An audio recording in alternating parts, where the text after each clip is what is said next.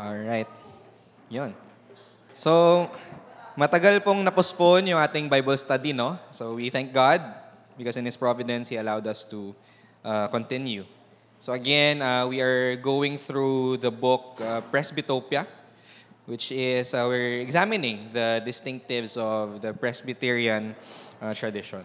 So we are still in the portion wherein we're discussing yung mga Christian distinctives, which all Christians of different stripes, denominations, and traditions must embrace. Okay? And this morning, we'll be looking at a very important and core doctrine of the Christian faith. And that is the doctrine of the Trinity. Okay? So before we begin, let's ask God's help in discussing this topic.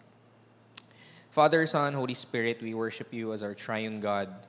And we acknowledge our finiteness, that our minds cannot contain, cannot fathom the mystery that is the Trinity. And so we humbly ask that you would allow us to bow down to what you have revealed to us in your word and not go beyond what you have set forth. And help us to wholeheartedly embrace what you have said about yourself, that we might love you, worship you, and obey you accordingly. We give you thanks in Jesus' name. Amen. Amen.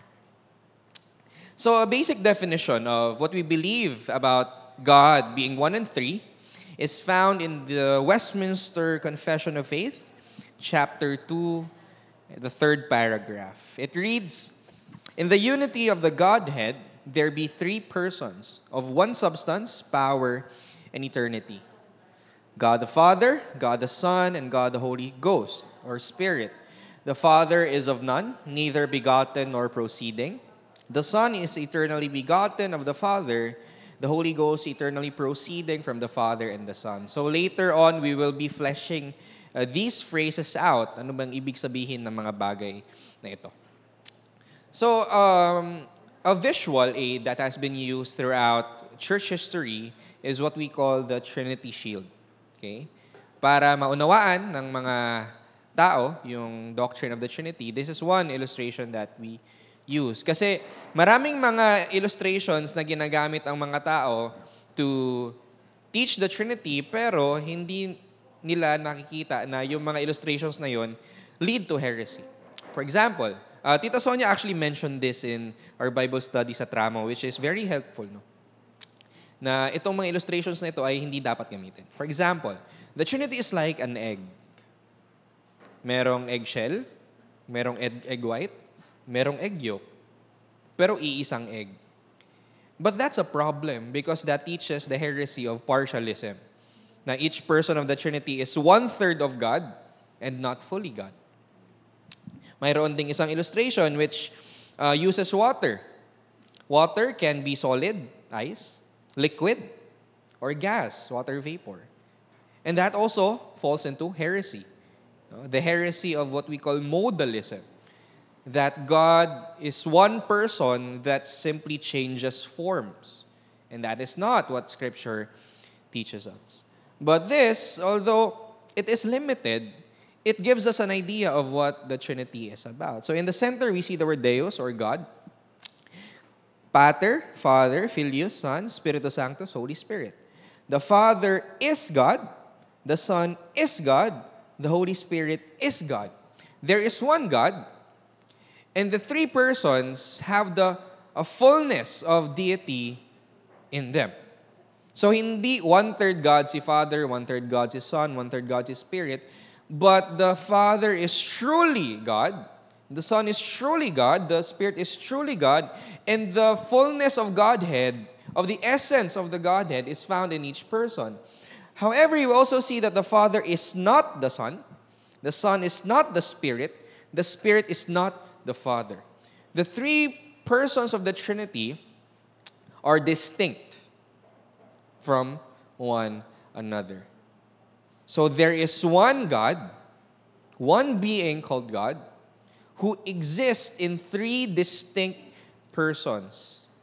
In that the Father, Son, and Holy Spirit are fully God, yet they are not the same person. There are three distinct persons. Okay?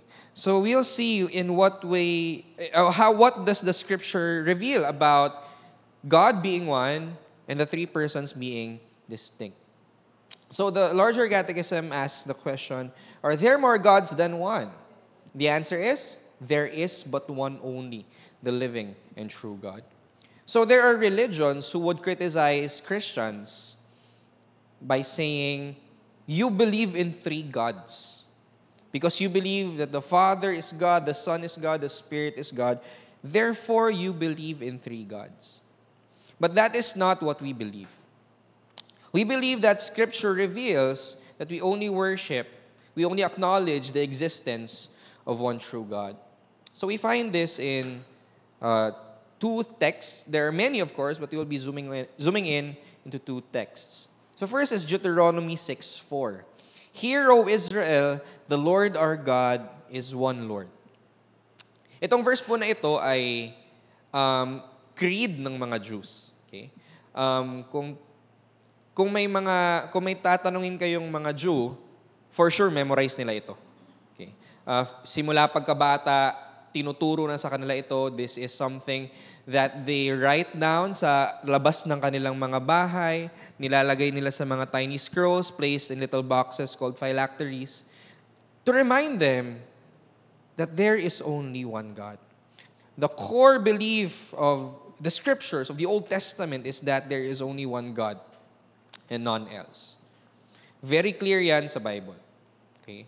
And so being people of the book, we too believe that we only worship one God. We are monotheists. We are not polytheists. We worship one God. And this idea, this belief, this doctrine is carried on to the New Testament, wherein we find in 1 Timothy 2:5, Paul says, there is one God and one mediator between God and men, the man Christ Jesus.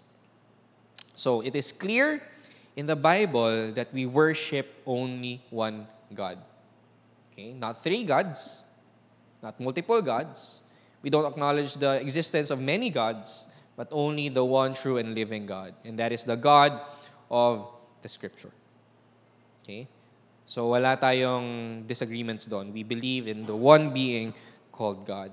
But the misunderstandings often arise when we now speak of how this one God could also be three persons.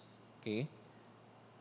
Now, in Scripture, we see this truth. The larger catechism says, how many persons are there in the Godhead? There be three persons in the Godhead, the Father, the Son, and the Holy Ghost.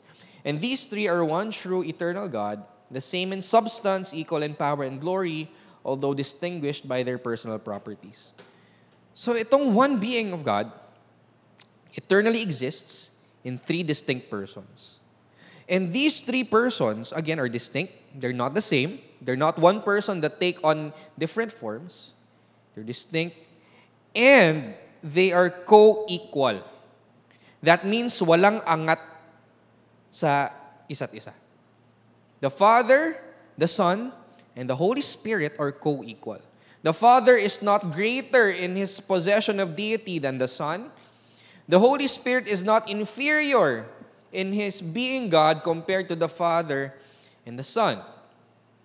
Again, the fullness of deity dwell in each of the persons of the Trinity in such a way that they are co-equal, co-eternal, and they are powerful. Okay? So alisin natin sa isipan natin na inferior ang Son or ang Holy Spirit sa Father because that is not the case. They are co-equal, co-eternal, co-powerful. They share in the one full essence of deity. Alright? So we see in the Old Testament na mayroong mga clues, insights into the plurality of persons in the Godhead. So we are given in many instances glimpses of divine dialogue wherein makikita natin that within the Godhead, mayroong pag-uusap na nangyayari. And so Old Testament pa lang, we already have indications, again, that there is a plurality of persons in the Godhead. There are many texts that we can find na makikita natin itong divine dialogue na ito within the Godhead, but we'll just be looking at two. First, we see in Genesis 1:26, God speaking. God said, "Let us make man in our image, after our likeness." So God speaks in the plural, us. So there are people who would say na ang kausap daw ng Diyos dito ay yung heavenly courts, including the angels. Let us make man. Sinasama niya ang angels sa kanyang pagsasalita, involving them. But that would be a problem because we are not made in the image of angels. And here we see that God speaks in the plural, our image, our likeness. So hindi pwede. X na yun. Another is, God is merely speaking of what we call ito na lang, example.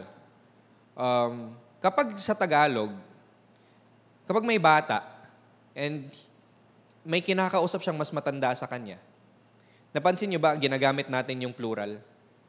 Hindi ka, kundi kayo. Kumusta po kayo? Right? So we use the plural. So sabi nila, it's the same way daw, dito. Na in respect to God's majesty, He uses the plural for Himself. But then, we don't see any indications of that happening in other cases sa Scripture. God's people do not refer to God in the plurality, but in the singular. So, ang tanging mapupuntahan nating idea here, or doctrine, is that in the one person of God, there is a plurality of persons. Okay. God speaks using the plural because He is three persons. One being, three persons. Another, we see in Psalm 110. David writes this psalm, and he speaks of the Lord speaking to His Lord.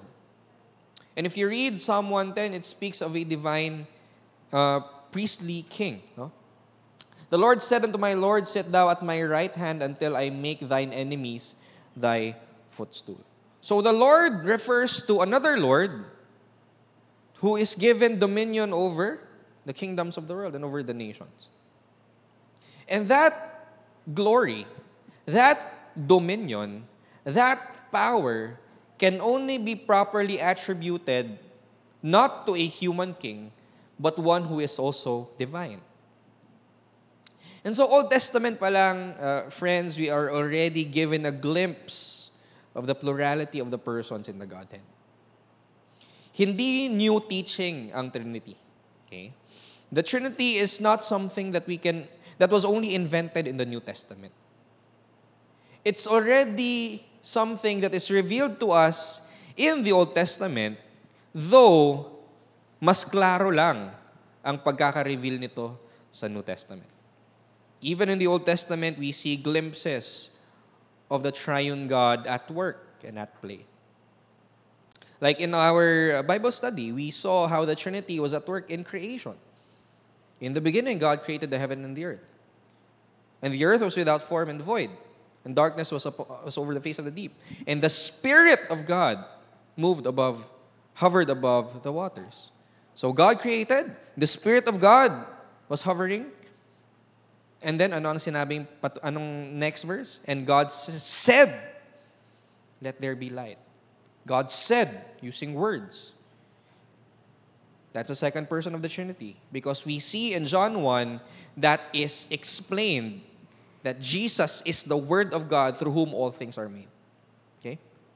So the Trinity is already revealed, although in a cloudy sense, in a hidden sense, but it's fully revealed in the New Testament. Okay? So the Trinity is revealed in the New Testament. We see that in the baptism of Jesus in Matthew chapter 3. When Jesus was baptized, we hear the voice of the Father saying, "This is my beloved Son, in whom I am well pleased." We see the Holy Spirit descend upon Christ in the form of a dove. And so we see the three persons of the Trinity in that passage. Okay? Also in Matthew 28:19, in the Great Commission, Jesus said, "Go, therefore, and make disciples of all nations, baptizing them in the name." So yung word na name, it's crucial for us to understand that this refers to the divine name. Okay? So, Jesus here was saying that the name Jehovah, singular, exists in three distinct persons: the Father, the Son, and the Holy Spirit.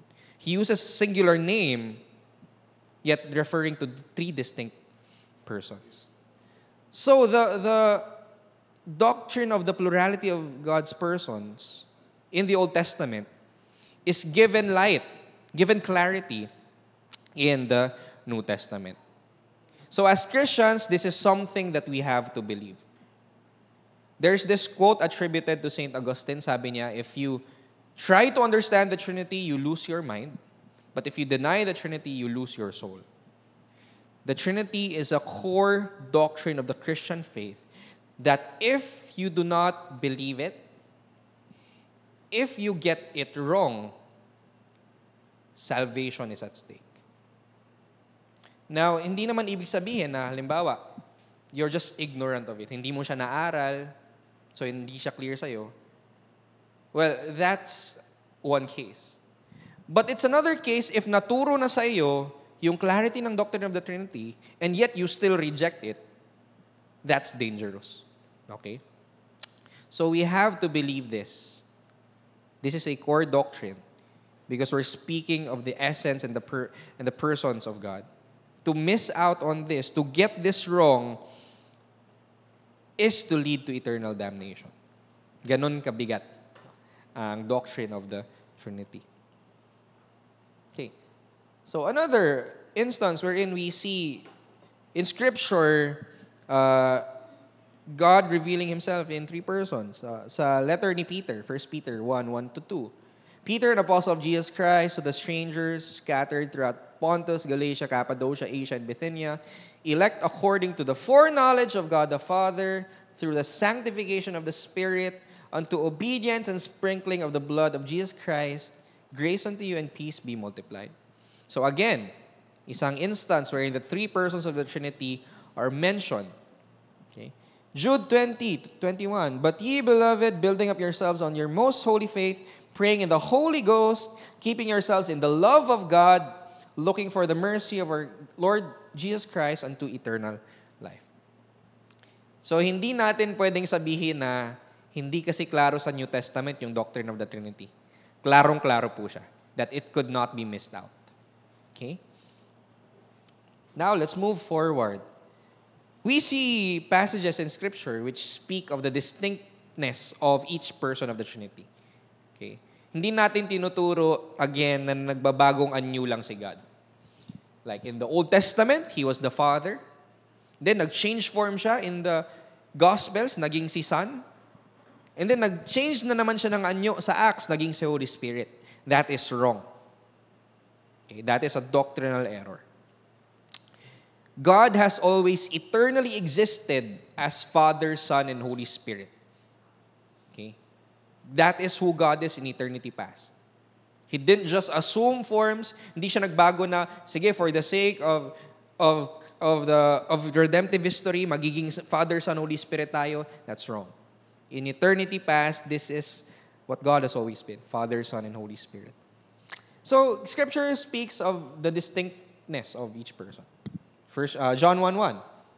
In the beginning was the Word. John introduces a person, the Word. And sabi dito, and the Word was with God.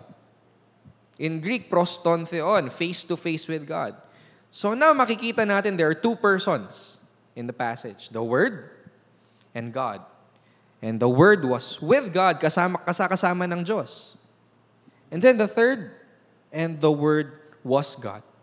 This Word, who is face-to-face with God, is also God. So, these persons are distinct, yet both persons are truly God. Okay? So, it's clear from this text na hindi nag-a-assume lang ng form si God, na nagbabago siya ng anyo, but distinct ang persons ng Father, God, and ng Son, which is the Word. Okay? Clear ba? Is it clear? Okay, good. So later on, by the way, we will entertain questions kung merong mga unclear and you want to clarify. The next, the Father and the Spirit. They are distinct. John 14:26, Jesus was speaking here. But the Comforter, which is the Holy Ghost, whom the Father will send in my name, he shall teach you all things and bring all things to your remembrance, whatsoever I have said unto you. So we see that the Holy Ghost is someone whom the Father sends in the name of Jesus. So it would be weird to think kung iisang person lang si Father and sa Holy Spirit na sinabi ni Jesus, I will send the Holy Ghost, the Father will send the Holy Ghost in my name. Parang sinesend niya ang sarili niya. That cannot be the case. Okay? So the Holy Ghost is a distinct person whom the Father, another distinct person, sends in the name of Jesus, who is another distinct person within the Godhead. So this clearly teaches us, again, the distinctness of each person of the Trinity. Okay? Then the Son and the Spirit, again, John 16. Nevertheless, I tell you the truth, it is expedient that for you that I go away. For if I go not away, the Comforter will not come unto you, but if I depart, I will send him unto you. Again, the Son sends the Spirit. And this should not be understood na the Son sends himself as the Spirit. That is wrong. Christ, Jesus, the second person of the Trinity, sends the third person of the Trinity. And this clearly indicates the distinctness of each person. Okay? So again, kanina, we believe that there is only one God. Yet Scripture reveals this one God as eternally existing in three distinct persons, the Father, the Son, and the Holy Spirit. And the Father is not the Son is not the Spirit is not the Father. Okay? So, and each person carries the fullness of deity. So when we talk about the deity of the Father, walang problema doon. Okay? It is assumed and not questioned. Even cults believe in the deity of the Father. So clear sa Scripture that the Father is God. However, nagkakaproblema tayo when we talk about the deity of the Son and the Holy Spirit. Now, what does the Scripture reveal about the Son and the Spirit being God? So this is clear, Colossians 2:9. We could look at different texts, but let's just look at one. Colossians 2:9 says, For in Him, Jesus, dwelleth all the fullness of the Godhead bodily. So Jesus did not just get supernatural powers from the Father. Okay? But Jesus, in Himself, has the fullness of Godhead. That is why throughout the Gospels, we see Jesus performing miracles. We see Jesus accept worship. We see Jesus teach with a different kind of authority. We see Jesus refer to God as Father. We see Jesus die and rise again simply because He is God. The qualities, the authority that only properly belongs to God is seen in the person of Jesus Christ. That's why He is able to say that He has a glory that is with the Father from eternity past. In, I think, the book of Isaiah or Jeremiah, God says He does not share His glory with anyone. So, if there is a glory that the Father shares with the Son, and God does not share His glory with anyone, it could only mean that Jesus is truly God because He shares glory with His Father. Okay? Now, we look at the Holy Spirit, and we see this in the book of Acts. This is a familiar story to us. We see the story of Ananias and Sapphira, wherein there was an agreement among the church na ibebenta nila yung mga ari-arian nila And the proceeds will go to the church. Yun yung agreement. But Ananias and Sapphira sought to deceive the church. They kept a portion for themselves. So what does the Bible say? Peter said, Ananias, why hath Satan filled thine heart to lie to the Holy Ghost? The act that Ananias and Sapphira did was lying to the Holy Ghost. That's established, that's clear. And to keep back part of the price of the land. Whilst it remained, was it not thine own? And after it was sold, was it not in thine own power? Why hast thou conceived this thing in thine heart? What does the last sentence say? Thou hast not lied unto men, but unto God. Peter equates lying to the Holy Spirit with lying to God. Because the Holy Spirit is God. Okay? And throughout the New Testament, we see that, again, the properties and the works that only properly belong to God is also attributed to the Holy Spirit. He is called the Spirit of God after all. So it's an established truth in the New Testament that the Holy Spirit is not just an impersonal force.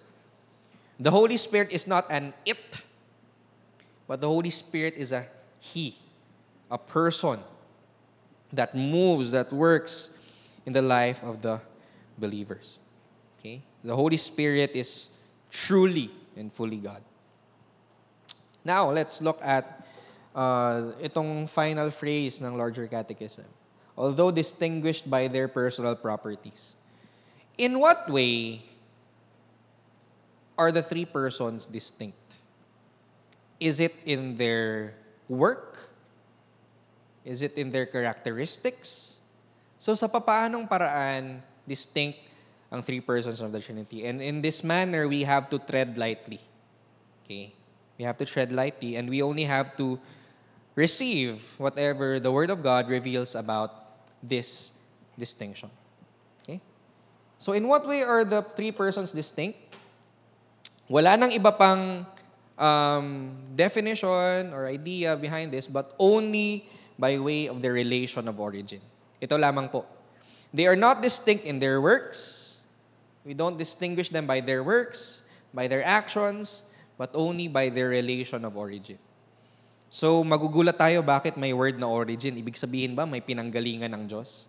That is not what that means. We're only using the word origin because limited ang human language. And in order for us to have a meaningful understanding of how the three persons are distinct from one another, we have to use this term. But the word origin does not mean na may pinanggalingan ng Diyos. There was a time when He was not and then He began to exist. No. We're only speaking of this as a word to refer to the relationship that the persons of the Trinity have among themselves. So the Father is not begotten or made. We call that paternity. Only the Father possesses paternity. Okay? Scripture reveals the first person of the Trinity as the Father. He is not described as someone who is begotten in Scripture. He is not described as someone who is proceeding. He is only described as the Father. The Son is eternally begotten of the Father. We call this filiation. In Scripture, we see the second person of the Trinity described as begotten, monogenes, unique. Okay? And this is something that is only properly attributed to the Son, to the second person of the Trinity. And the Holy Spirit is eternally proceeding from the Father and the Son. We see this in John 14 and John 16. Okay? Wherein the Holy Spirit is described as the person who eternally proceeds from the Father and the Son. Now, when we say begotten or proceeding, we must not interpret this in light of our own human definitions. Okay? When we say that the Son is begotten, we're not saying na there was a time that He began to exist na siya ay iniluwal in the same manner that we were begotten. We're simply using this term in order to define the distinctness of the second person of the Trinity in that as He relates to the Father, He is the eternally begotten Son. Okay? And when we say that the Holy Spirit is proceeding from the Father and the Son, we're not saying that the Holy Spirit only began to exist at some point in time at naging Holy Spirit siya.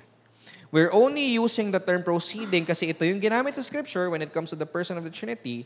And this is how the Spirit relates to both the Father and the Son. Okay? We're using these terms in order for us to make sense of Scripture and to make sense of the distinctness of each person of the Trinity. So, hindi natin to ginagamit in terms of our own human understanding of it. We're not using these terms na as if God is one who is contained by time, that He experiences things in succession. Hindi. We're using these terms simply because our human language is limited. And God has revealed Himself in His Word using these particular terms. Okay? So ito lang ang sinasabi ng Scripture na distinctness ng each person of the Trinity. The Father is the Father. Only He possesses paternity. The Son is eternally begotten of the Father, filiation. And the Holy Spirit is eternally proceeding from the Father and the Son, which is spiration. In this way, we find the distinctness of each person of the Trinity. Walang labis, walang kulang. Hindi sila distinct in terms of how much Godhead they possess. The Father has 100%, Son has 50%, Holy Spirit 25%. Mali. They do not differ in their roles in redemption. Okay? Because later we will see that God is present in all His works. Ito lang. Limited lang dito. Let's not go beyond this. How this works, we do not fully understand because this is a mystery. What we simply do here is speak forth whatever God has revealed in His Word.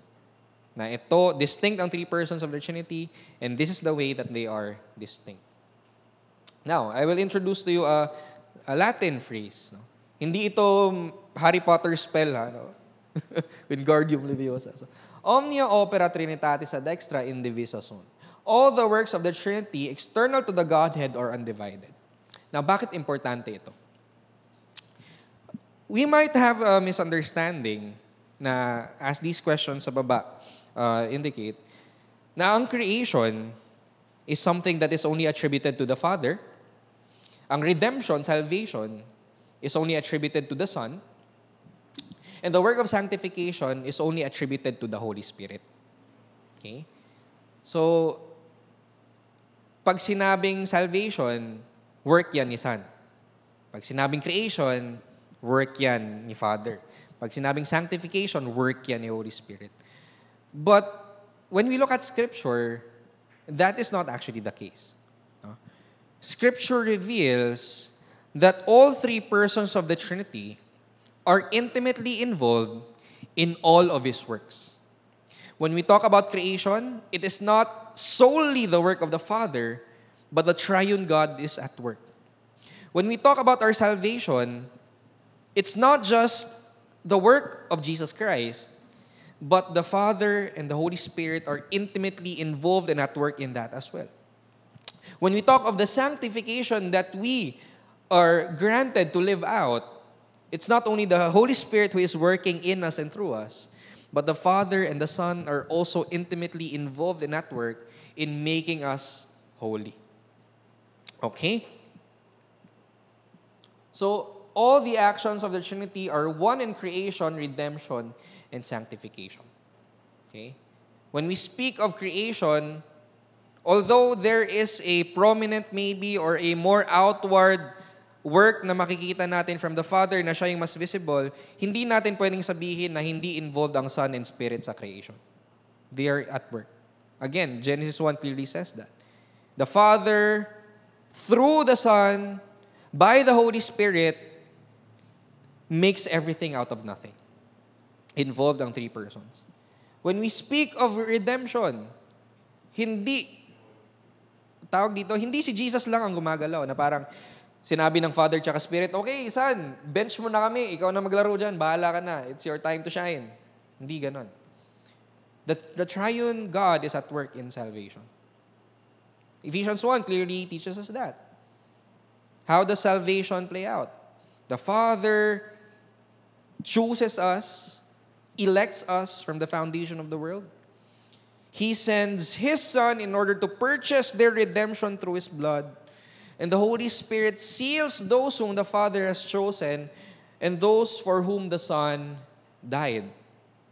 Okay? Involved ang three persons of the Trinity in salvation. And meron ding ganito yung pananaw ko dati, and mali ako for thinking this. Yung thinking na si Jesus yung nag-shield sa atin kasi galit si Father sa atin. Na minahal lang tayo ng Father because of Jesus Christ. Thinking that way divorces the work of the Trinity na parang ayaw ng Father i-save tayo at si Son lang ang may kagustuhan, kaya siya yung pumagitna para mahalin tayo ng Father. But no. Okay?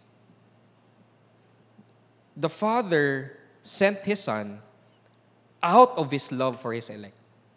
Hindi tayo minahal ng Ama because Jesus died for us. The Father loves us already. That's why He sent Jesus to die for our sins. Okay? So, the incarnation of Jesus, yung pag-take niya ng human nature, yung kanyang active and passive obedience, yung kanyang life, perfect life, yung kanyang atoning death, yung kanyang resurrection, the Father was involved in all of those moments. And in Jesus' mission as the Messiah, the Holy Spirit was also at work in Jesus, empowering Him, enabling Him to accomplish the mission. So the entire work of salvation is not just the work of Jesus, of the Son. It's the work of the Father, Son, and Holy Spirit. And also in our sanctification, it's not only the Spirit. The Father gives us the Holy Spirit, and the Spirit applies the work of the Son in our lives day by day. So in our Christian life, in our sanctification, the Father, the Son, and the Holy Spirit is working in us. Although we see the Father have a distinct mode of action in creation, the Son has a distinct mode in redemption, and the Holy Spirit has a distinct mode of action in sanctification, hindi natin pwedeng sabihin na hindi involved ang three persons. Okay. For example, who was the one who assumed a human nature sa three persons of the Trinity? Sino doon? Did the Father become man? Did the Father become man? Hindi. Did the Spirit become man? Hindi rin. It's only the Son. And so, meron siyang distinct mode of action in salvation na siya yung nag-assume ng human nature. But let's not forget, it's the Father who sent the Son, and it's the Spirit who empowers the Son in order to accomplish salvation. So, although may distinct mode of action si Son, hindi uninvolved si Father and si Spirit. So, malaking source of comfort ito para sa atin. Kung ang Trinity ay involved sa pag-create sa atin, sa pag-save sa atin, sa pag-sanctify sa atin, we are assured, gaya ng sabi sa Philippians 1:6, that He who began a good work in us will finish it. Because the work of the Trinity can never be annulled, it can never be stopped. No power, no sin could stop the plan of God in creation, redemption, and sanctification, because it is the Trinity that is at work. Now, again, i-mention ko lang ito, some Trinitarian heresies, mga maling pananaw patungkol sa Trinity. Okay? Again, modalism, there's one person lang si God, who three forms, nagpapalit anyo. There's this tritheism, na ang Father and Son and Holy Spirit are three gods. That is wrong. Only one God, three distinct persons. Arianism, the Son of God is the Father's first and greatest creation. So si Jesus daw only entered the scene when the Father created Him. Pero siya yung greatest creation. And that is wrong. Because Jesus is eternally God. The Son is eternally God. Partialism, the Father, the Son, and the Holy Spirit are three parts of God. Yun nga, yung parang eggshell May egg white, may egg yolk, may eggshell, eggshell, egg white, egg yolk. Hindi pwede yun. Okay? 3 parts si God pag ganun. And that is not what the Bible teaches. In Macedonianism, the Spirit is a created force. Yun, they refer to the Holy Spirit as an it, not a he. Na power lang siya, impersonal siya, wala siyang personality. And that is wrong because Scripture clearly teaches that the Spirit is a person. He can be grieved by our sin. An impersonal force cannot be grieved. Only a person can. Now let's go to our Q&A. Do you have any questions or clarifications?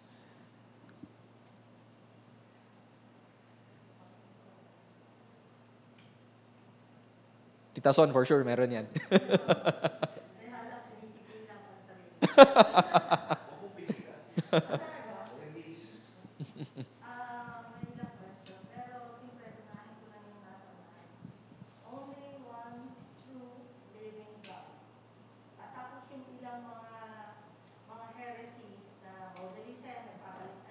Mm-mm. Tatlong Diyos. Si Jesus ay ang greatest creation ng Father. Created being si Jesus. Mm. Mayroong 3 parts si God. So 1/3 God si Father, 1/3 God si Son, 1/3 God si Holy Spirit.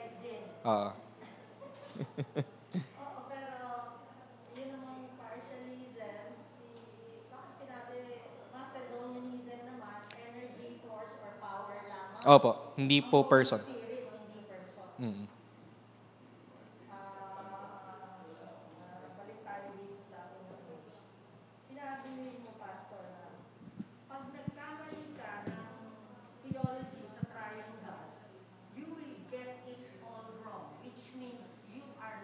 Mm.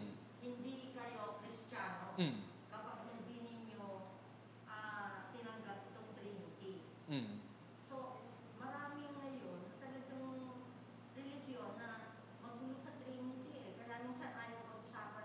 Mm. Mm.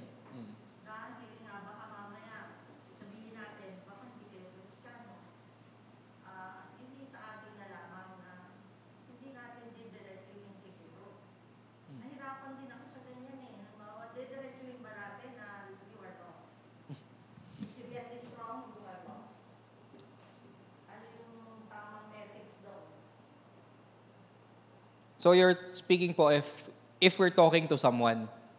Okay.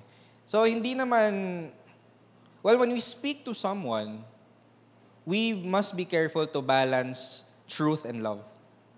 So hindi tayo yung mga tao who will bash people on the head with orthodox doctrine na pupunta ka impyerno kasi mali yung doctrine of the Trinity mo. No, we would engage in respectful dialogue with them naman. Okay. So we will preserve the truth. We will not compromise it. Hindi natin pwedeng sabihin na Kristiyano ka pa rin kahit na you blatantly and knowingly disregard the doctrine of the Trinity. We will say that they're wrong, but we will plead with them with love. Now, out of love, I will say this is wrong. This is not who God is. This is how God revealed Himself in Scripture. Now, again, yung sinabi ko po kanina, it's one thing to merely be ignorant of it. So let's say you profess faith in Jesus and you didn't have the time and resources to study the doctrine of the Trinity, so hindi mo masyadong naunawaan. That is, of course, it's still wrong, but it's somehow excusable kasi you don't have the resources. Understandable rather, not excusable. It's understandable. So, hindi naman ibig sabihin noon na hell ka na papunta. Okay? You just were not able to understand it rightly. Sa journey mo in Christianity, wala ka pa dun sa point of depth and maturity. And that's understandable. But it's one thing na, again, naturo na sa'yo. This is the Trinity. Pero sinabi mo, tingin ko mas tama yung Arianism. Tingin ko tritheism or partialism. You're already rejecting something that you know. And you will be accountable for that rejection. Okay. So yung iba na talagang ignorant lang, pwede pa namang turuan, they could still accept it. But it's another thing to reject what you know already is true. Okay. So different cases naman po yan.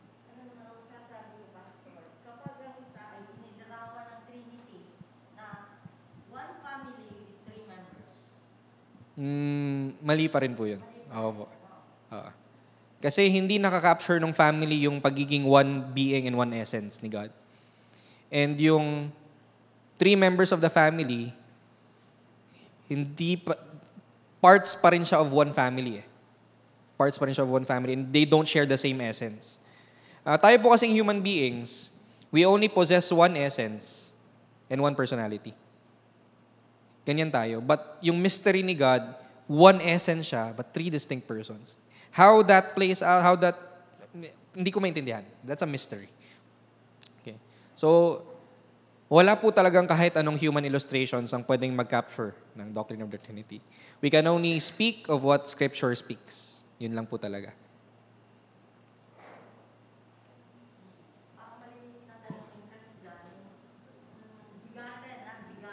Yes. Parang ibig sabihin, kaya nga sinabing bigatin parang reproduce, Oo. seeding from. Mm. Kaya naisip, ito ang ating explanation dito, filiation, which is, mahirap din intindihin. Totoo po. Yung filiation, parang ano ba yan, anong origin ng root word? Filiation, Latin po. Filius meaning son. So yun po yung traditional. Apo. It's the traditional use. Apo. Sonship. Ibig sabihin, kung sa atin, equal sila. Kasi yung Yes. nakikita sa Biblia. Yes po. Yung mga religion na nagsasabi, kaya nga Father, parang nauna siya kaysa doon sa Son. The Son proceeded from the Father. Ang Holy Spirit naman, sinend ng Son. Na parang to energize the church. Parang may ganyan sila. Oo. Kaya namin minsan naisip ko, ala, gulo mo talaga kung lumo. Oo. Opo. Opo. Talaga ng Trinity, hindi natin ma-define. Yes. Oo. Limited Mm. tayo ang ulo natin. Opo. Even our words. Yes. Opo. Mahirap. Example natin. So, much better na huwag na tayo mag-example pag hindi tayo sure. Opo. Better po talaga na hindi na po talaga mag-example. Sabihin na lang po na one God, three persons. Distinct persons. Yun na yun. Sabi ko nga sa'yo, na minsan, inisip ko, pareho ng kape, 3-in-1. May creamer, may coffee, may sugar, and yet one drink. Opo. Pero mali pa rin. Opo. Partialism pa rin po siya. Kaya wala hindi tayo makakapagkuha ng analogy na makakadescribe sa God. Kasi pagka gano'n, abay baka ikaw na yung fourth person. Na-explain mo kung ano ang God. God ka na rin kasi alam mo. Hindi mangyayari na Apo. na-explain Right. natin ang Trinity. Right, opo. Yeah. So, ang kailangan lang po talaga natin is yung humility to bow down to Scripture. Ito yung ni-reveal mo, Lord, about yourself. You humbly receive it. We don't understand, but we believe it because this is who you are. Yeah. Pag tinry nating mag-mental gymnastics, mahulog pa tayo sa heresy. And that's very dangerous. We're attributing to God something that He is not. We're describing Him as something that He is not. And that is blasphemy, in a sense. Yeah. Sige. Anyone else pa po na mayroong question? Sige, kuya. Third question, sinabi ni Christ when He was on the cross na, Father, I commend my spirit. Which spirit yung pinag-pertain niya? Oh, good question. So, ang question is that the Holy Spirit or His... Yeah. Yeah. When Jesus cried out there, He was talking about His soul. Okay? Since Jesus assumed human nature, ang human nature kasi merong material and immaterial, for lack of a better word, component. So since nung time na yon, Jesus was speaking of His death, so in His humanity, He was speaking of His human soul and not of the third person of the Trinity. So ayun, in that moment, yung human soul niya, yung kinokommend niya, pinapaubaya niya sa Father.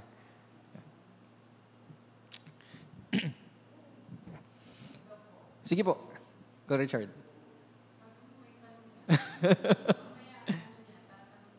Tatanong niyo kay Gigi. Sige po.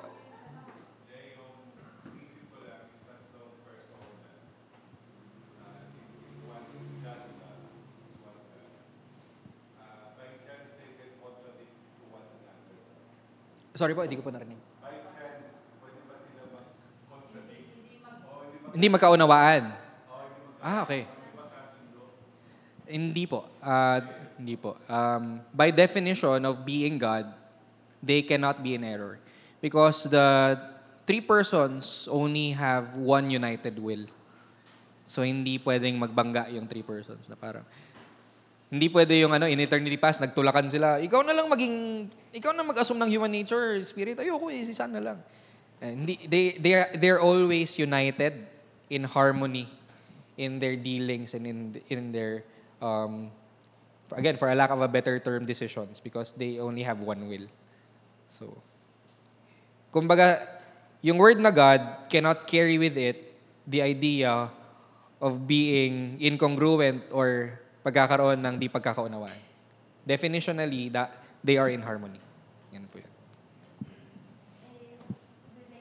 Sige po. Meron din isang talata na nagsabi, si Jesus ay, sabi niya, ilayo mo ang saro na ito. Yes, opo. Ngunit kung ito ang iyong kalooban. That's a good question. Magandang question po yan. So, again, when we talk of the Trinity, there is only one divine will. The Father, the Son, and the Holy Spirit only have one will. Now, when it comes to the person of Jesus, we have to understand that He assumed a human nature. And so, Christians all throughout church history have affirmed that Jesus Christ, the Son of God, incarnate, has two wills. The divine will and the human will. And so, nung prayer niya sa Gethsemane, it was Jesus exemplifying yung kanyang submission according to His human nature to the divine will. Okay? So, ayun po, makikita po natin yung interplay ng divine will, one divine will of the Trinity, and the will of Jesus in accordance to His human nature. So, Jesus being truly God and truly man has a divine will, which He shares with the Trinity, and a human will according to His human nature. So, yung divine will and human will ay hindi po nag-aaway kay Jesus. Perfectly consistent siya. But in that particular moment, we are only being given a glimpse of the reality of the human nature of Christ and His submission to the divine will as our mediator. Nasagot ko po ba? Yung relation lang sa ano. Opo. Parang ganun parang may dalawang will. Opo. Yeah.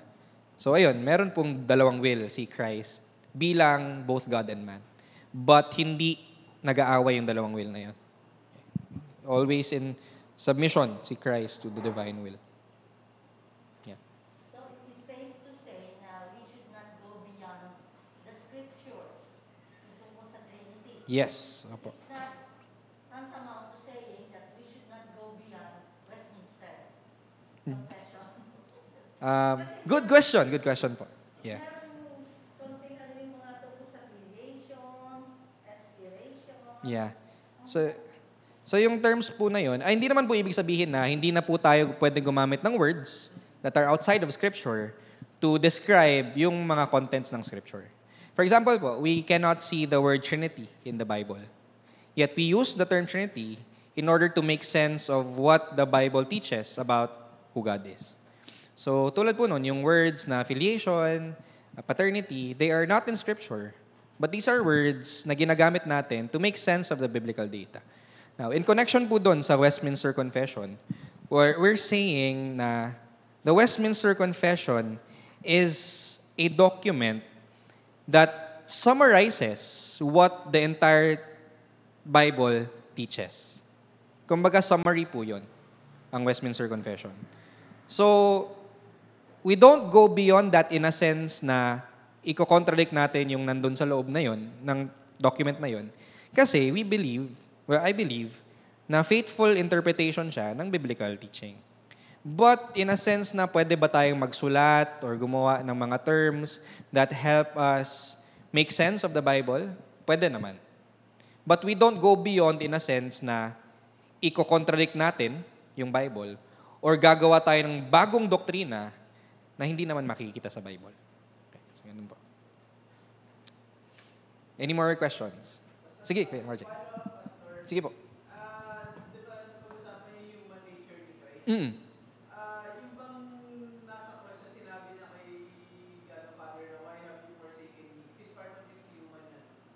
Oh, good question. Good question. Okay, good question. So doon sa kanyang tinatawag na cry of dereliction, kinokot niya po yung Psalm 22:1. And is it a part of is he crying out according to his human nature? Yun ba yung tanong? So si Jesus, ang purpose niya in coming here to earth is to be our mediator. So meron siyang distinct office nung siya ay nag-take ng human nature, and ang work niya is to represent humanity. And so on the cross, Jesus was crying out as the mediator, according to his human nature, representing humanity. So kaya niya kinry out yun, my God, why have you forsaken me? Because according to his role as mediator, tinanggap niya, of course, kineri niya yung kasalanan natin, at tinanggap niya yung forsakenness na dapat mapasa atin. So it's important to note na the Son, Jesus did not cry out, my God, why have you forsaken me? In a sense na he's crying out as the Son to his Father. Kasi hindi pwedeng mahiwalay ang Trinity. He was crying out in a sense na siya ang representative ng human race in front of God. Okay? So he is crying out as the mediator in accordance to his human nature. And he was not crying out in his identity as the Son in relation to the Father. So magkaiba yun. So hindi natin pwedeng sabihin na nagkaroon ng lamat yung relationship ng Trinity nung nag-cry out si Jesus ng why have you forsaken me. He was crying out from the position of the mediator representing the elect or humans whom the Father has chosen. Okay. So kaya siya nag-cry out, why have you forsaken me? Not as the Son to the Father, but as the representative of the human race before the Almighty God. Nasagot ko ba? Okay. Any more questions?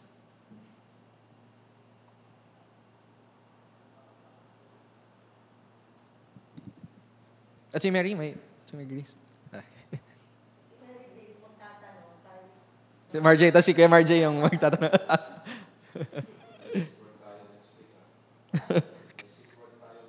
Sino?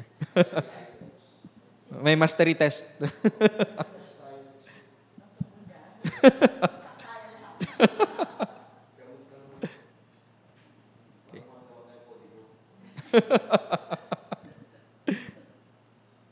Sige po. Any more questions? Clarifications? Violent reactions? Sige. Wala na. Sige, kung wala na, siguro nahihiya lang kayo, you could always send me a private message sa Facebook, sa Messenger pala. Or we could have coffee sometime, or I could visit you at your home. So we could discuss more things. Not only about doctrine, but maybe you have mga concerns about your Christian walk, your Christian life. Please do feel free to message me anytime. And pupuntahan ko kayo. Or we could meet somewhere. Okay? Sige, kung wala na pong questions, let's give thanks to God together. Let's pray. Our God, we are just in awe of who you are. We acknowledge that you are glorious and our minds cannot contain your glory, your majesty, your deity. But Lord, we thank you because you have given us real knowledge of who you are as Father, Son, and Holy Spirit. We thank you for revealing yourself to us. Although we cannot fully fathom who you are, you have given us true knowledge about you so that we can relate with you, we could commune with you, we can know you and be in fellowship with you. So Lord, I pray for us that you would continue to grant us a greater understanding of who you are and what you have done for us. Fill our minds with truth so that we can learn to love you wholeheartedly, so that we will be moved to serve you with every fiber of our beings. Lord, I pray that you would dismiss us with the fullness of your blessings and make us a channel of blessings to the people around us by proclaiming the gospel to the people whom we are in contact with. We thank you and we love you in Jesus' name. Amen. Amen. Thank you so much po. God bless.